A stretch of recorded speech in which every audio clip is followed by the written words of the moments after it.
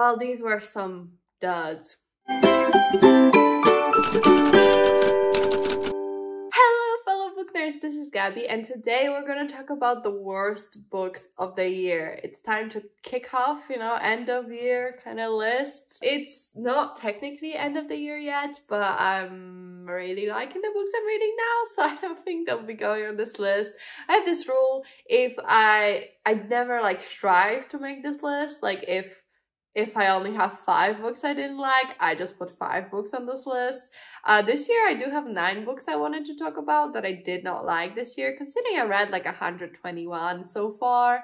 I think that's pretty good. Let's chat about it. If I sound congested, I'm sorry. I'm fighting a sickness and I've waited as long as I can to make this video, but I think now, unfortunately, this is what my voice is gonna sound like for the video. So let's just chat about it. Let me know in the comments what's the worst book you read this year so I know to stay clear. And if you disagree with me about any of these, I want to hear it because I don't hate most of these with a passion. Most of them I'm just like quite disappointed because I had higher expectations. Some of them I do think are actually bad. So we're gonna talk about it. Yeah, let's kick it off. Okay, so the first book is more of an honorable mention because it is a DNF, so I can't really claim too much, but I just wanted to mention it because I was really disappointed that I did not enjoy it. And I don't really DNF books, so it felt like it's gotta be mentioned at least because this is quite unusual for me. But it's called The Red Scholar's Wake by Aliette de Bodard. So this book is, I saw the cover and I was like, oh my god, this looks amazing. Let me get it from the library. My library had it and I was so excited. And then I just thought it was so boring. So Red Scholar's Wake, it's about the sapphic romance in space. And I think one of them is like a computer and one of them is a human. I don't know, I thought it would be an epic love story. I thought it would be beautiful, writing, epic, swiping space adventure. It was none of these things. I really didn't get that far in. I think maybe about 20%. That's why I'm like, it's a very soft, just honorable mention for the DNF or dishonorable mention for the DNF. I just thought it was quite disappointing. It just really did not capture my attention. I was so bored reading it. I just felt like the characters were very bland. The setting was really bland. Nothing really was happening. And I didn't see a path forward for things to start happening. So it just wasn't my thing. And yeah, sad to DNF it, but by no means am I saying this is the worst book ever. Number 8 is another book that I don't think necessarily was a bad book, but I did not have a good time reading it because it's not for me. So it's 0 Days by Ruth Ware, which I am shocked because I love Ruth Ware.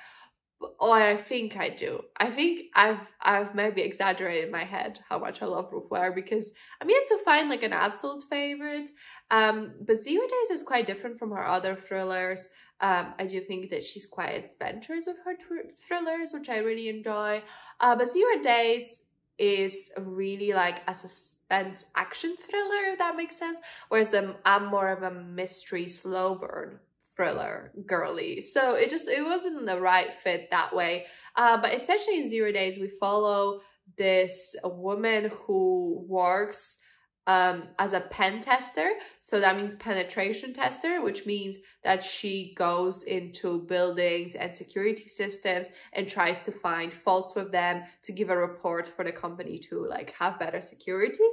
And one day after she comes back from the job, she finds her husband murdered. And then what ensues is like a cat and mouse chase because the police kind of think she did it, so she goes on a run to find the actual killer. Totally not my thing. I don't particularly enjoy this like kind of structure. It felt a lot like 24 Hours. If you've ever watched that show, my dad used to really enjoy it, so I watched it with him. I felt bad for the character, I will say. Like, I liked her husband and her relationship with her husband, so I felt that, and I felt the desperation and all that. And maybe if this is your type of thriller, you will enjoy it. I didn't. So it feels hard to put it in this list, but I was like, okay, what books did I give like less than 3 stars, which is not very common for me, and these are the lists I came up with. I think I gave it like 2.5. I did not want to read it. I didn't want to pick it up. I was not interested in anything that was happening. so I'm sorry, but it made the list. Book number 7 is one I have very mixed feelings on, but they're mostly negative. So it's called The Last House on Needless Street by Catriona Ward. So in this book, we follow kind of 3 perspectives. So one is a man who in like 10 years ago, he was a suspect in the disappearance of a young girl, but they found him, didn't find any evidence against him, so they let him go. But he's this hermit living by himself with his cat and never really leaving the house, and overall just weird vibes. Then we follow his cat, so we have a perspective of the cat experiencing life. And then we follow the sister of the little girl who was kidnapped many years ago. I don't know, the book felt like it was talking about exploitation, but it was also exploiting at the same time, and that felt very weird. There's a lot of very strange elements of this book that made the reading of it very, very, very, very, very unpleasant. I hated what was happening. It was obviously on purpose. This book is about some really terrible things happening, and that's fine, but I hated being in anyone's head, any of these people's heads, any of these characters' heads, and it felt way too long. I feel like the first 70% was so boring, and it dragged so much.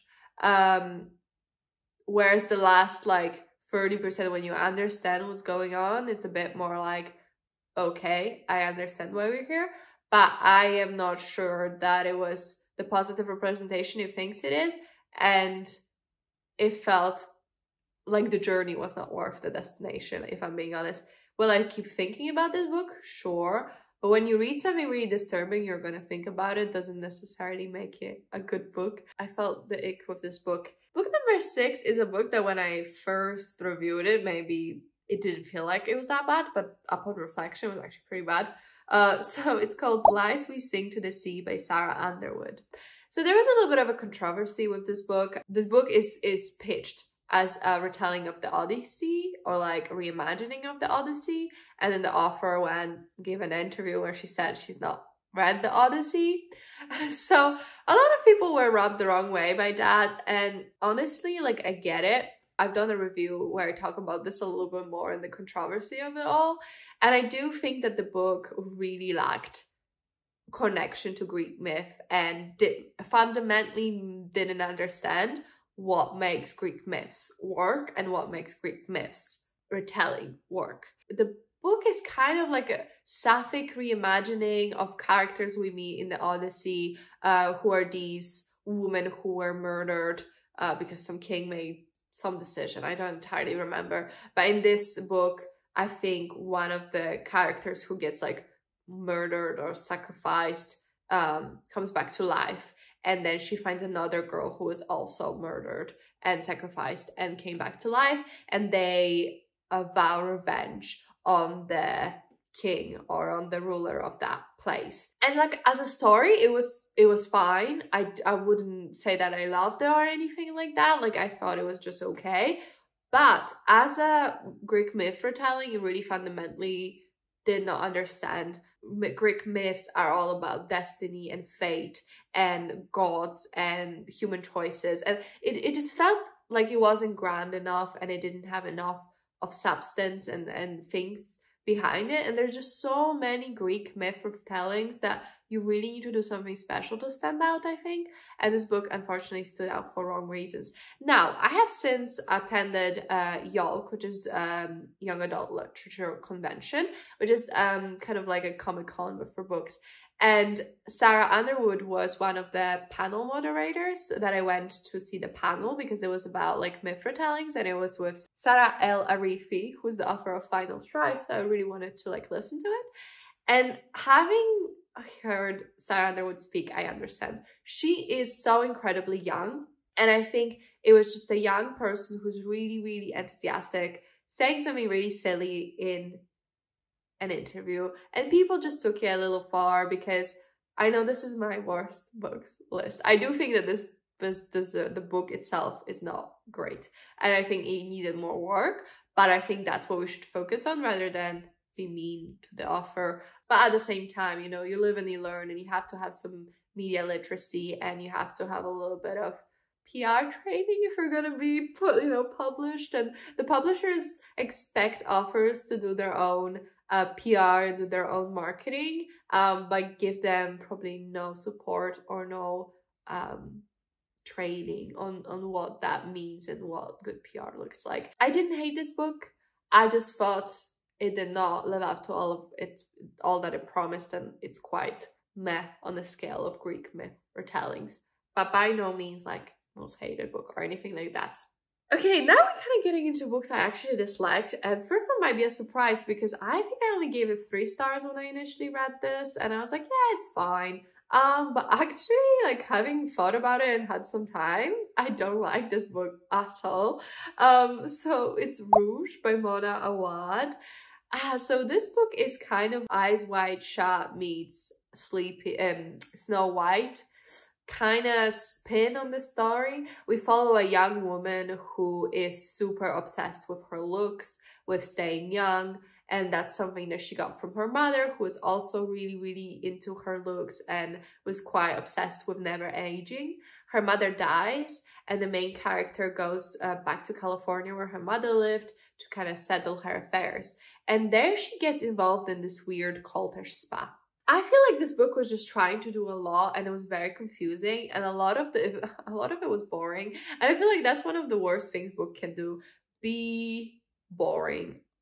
Because there's just a lot of meandering and like losing your thoughts and memories and confusion and befuddlement. There's only so much befuddlement I can read without getting exhausted.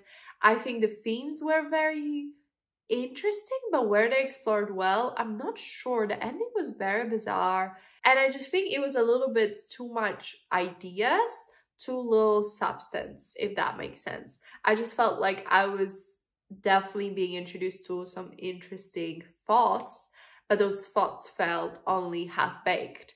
There was also a lot of Tom Cruise in this, which I don't love to be subjected to Tom Cruise. So overall, to say I didn't like this book maybe is a bit harsh, but having had time away from it, I just did not enjoy my time reading it. I don't think about, I forgot a lot of it because I think a lot of the lessons or the thoughts and ponderings they wanted to give us just got really muddled in the execution. And it was really disappointing because I had high hopes and I thought I would really enjoy it. But it just kind of did not live up to everything I wanted. Alright, book number 4 is Just Like Mother by Heltzel. So this book I read in the same vlog as the Last House on Needless Street, and I read another book I didn't like. It was not a great vlog, but it was actually best like horror books list on Goodreads. But I also read Vampires of El Norte there, so it wins over list some. It was, I think, worth it. Anyway, Just Like Mother is a story about like a cult story. It's about this woman who used to be in a cult that was like worshipping motherhood and did terrible things to men. And now she, as a child, she got out of that, and now she's an adult and she wants to reconnect with her cousin who was also in the cult, but they got separated as children. So she works hard to like get back to her cousin, and finally they reconnect.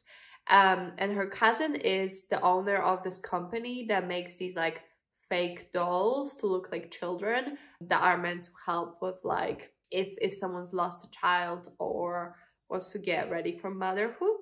I found this book so incredibly predictable that you just get really shocked at the main character not adding up 1 + 1.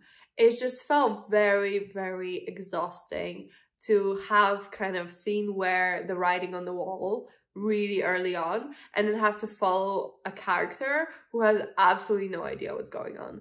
And this character just like keeps making dumb choices. Maybe they made sense, maybe you give people more grace, maybe, and maybe I know I'm reading a book, so obviously I will still be more suspicious. That's fine, but it just felt exhausting to be so many steps ahead of the main character and you're just like, please, woman, I've had enough of you. I also felt like the themes of it I've seen executed more interestingly, where it's like world with just women and motherhood as a, you know, the highest thing you can do. And I read books more interesting than this one exploring that theme, so it just felt a little bit like, okay. Nothing about it wowed me, nothing about it made me go like, I need to keep reading. Nothing about it was interesting. I should have DNF'd it, if I'm being honest, but I didn't. And here we are, and it's my number 4 worst book of the year. Okay, book number 3 is Last Tang Standing by Lauren Ho. So I was really excited for this book. I was expecting maybe something a little bit like Dial A for Aunties, or like just a fun rom-com. But really this is more like Bridget Jones' Diaries, which to be fair, I haven't read. But apparently it's like that. But I just found this, like, I was promised with every review that this book would make me laugh out loud. Just like, it's so funny. This book is unbearably funny. If one thing you'll do reading this book is laugh. Tell me why I did not laugh a single time. This book was so bad. So, well, this book was just not for me. So, essentially, in this book, we follow a woman who lives, I think, in Singapore, and she's, I think, in either her late 20s or early 30s. Her family just, like, insists that she needs to find a man and get married. And her whole purpose in life is to find a man and get married. And otherwise, her family bullies her. And I just felt like there was a lot of really questionable things in this book. Like, a lot of, like, I know it's also part of Bridget Jones, but a lot of focus on weight and appearances. The main character is just so damn judgy. She judges everyone so hard and complains about other people judging or wanting things from her in her family. I'm like, you're just the same. I don't understand why you think you're better than these people when you're literally the same as all of them.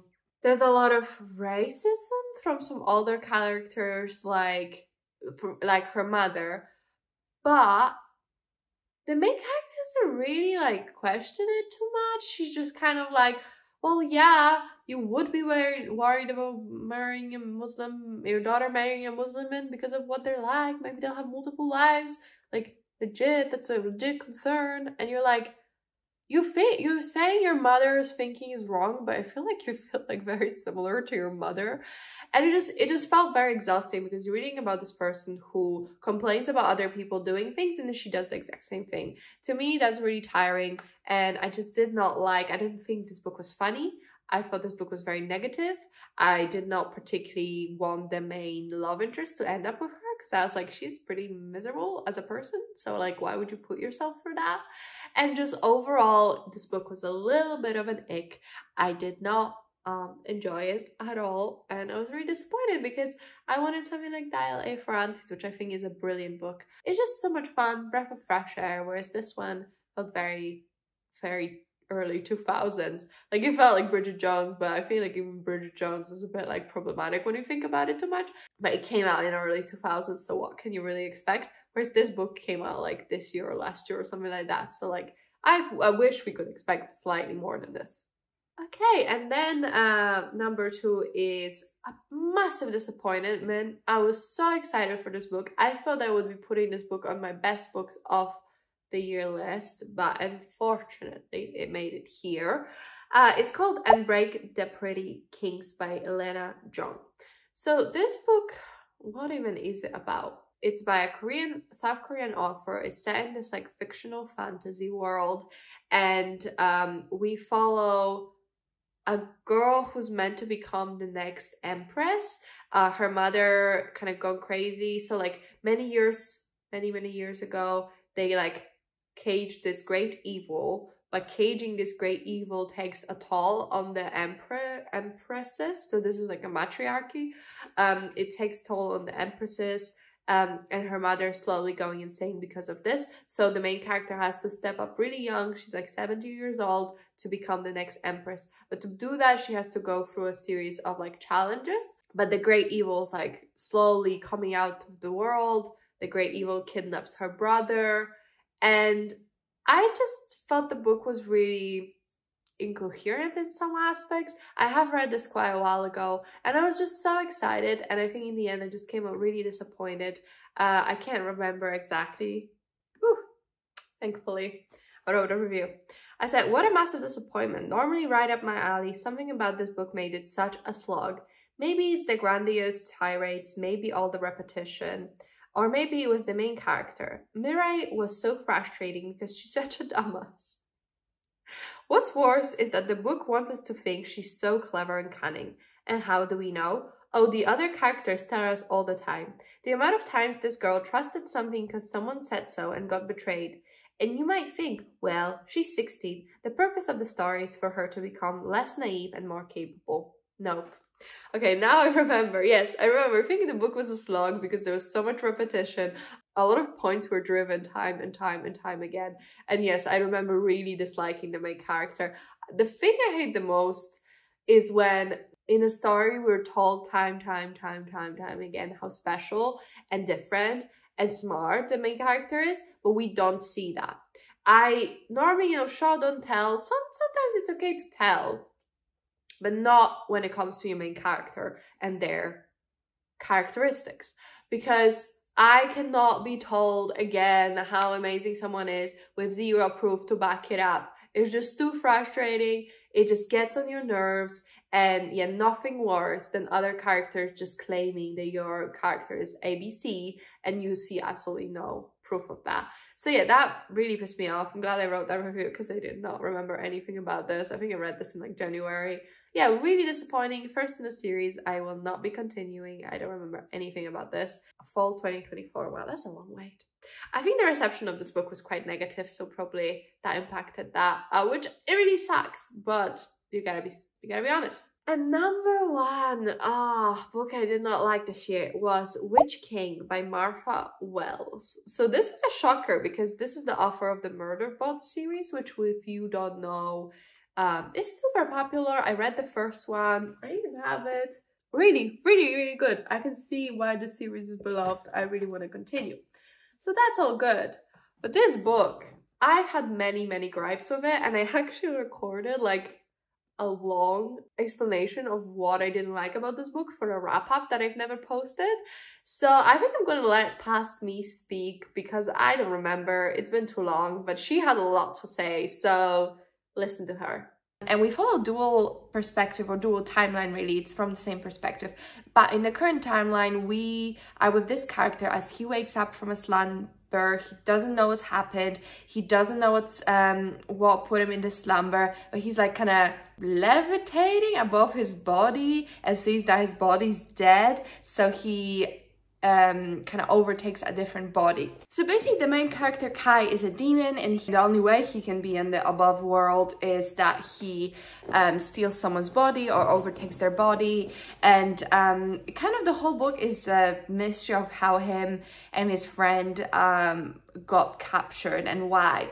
But then we have the past storyline, which is about kind of Kai's beginning in the human world, and then also this really grand war that happened where almost the whole world got destroyed, and how Kai and his friends kind of worked and fought for independence and freedom. I will say this, the book was incredibly interesting. The book had so many interesting, very fascinating pieces of world building. There's a lot of different kind of nuances in terms of gender expression. For example, Kai is a man, but in his like demon form. I don't even know if that matters, but when he overtakes a body, he overtakes a body of a woman, and he's still kind of a man, and then he kind of jumps between bodies. So it's kind of like how changing bodies like that would affect your gender expression and gender identity. It's not like explicitly described or talked about. It's more like what I got out of it and what you kind of think about alongside like the dispute storyline.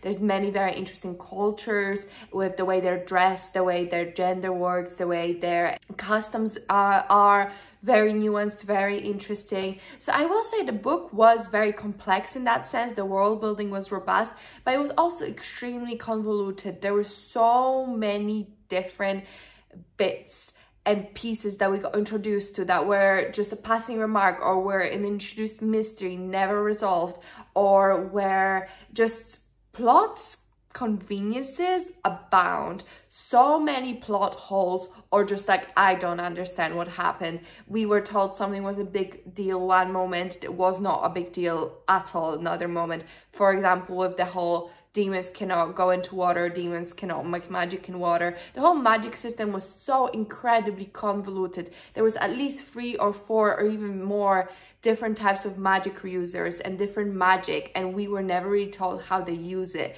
The whole demon thing was not very explained, and there was a witches, there was another type of magician, there was demons, there's yet another type of magician. Just so incredibly convoluted and complex and under-explained. And I think that this book was very ambitious. It wanted to do a lot, and you know, I was like, you know what, this is incredibly confusing, and there's a big monologue at the end when everything's just like kind of like Scooby-Doo explained, where I don't understand what happened, but it doesn't almost matter because I'm so intrigued by the world. I will continue with the series, and hopefully this is just a really poor setup, but we'll get somewhere. And then I find out this is a standalone, and to me, as a standalone, this book fails on every single level. It is just so incomprehensible what happened.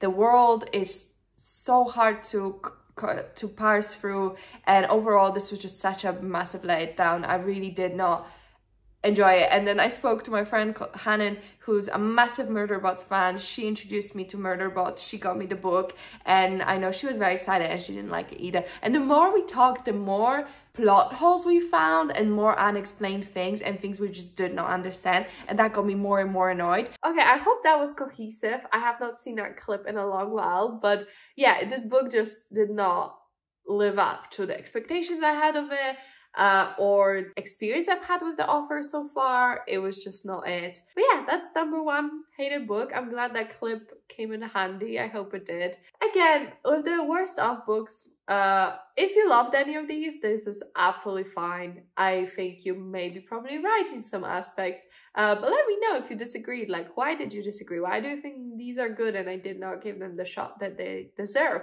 Or maybe you agree. Maybe you think I am right, or maybe you've never read any of these and now you never will. Let me know either way. Let me know your least favorite book of the year, top 5, top 10, whatever you want to do. Is way more end of year content coming your way. I have done a video where I talk about most anticipated books for 2024, so don't go check that out already. Next week there's gonna be a video of the best books of 2023, so stay tuned for that. We're gonna talk stats, we're gonna maybe talk about best new releases. So if you wanna stay up to date with all of that, please subscribe. If you enjoyed the video, if you could comment and like, I would really appreciate it. But that's it from me, and I'll see you in my next one. Bye!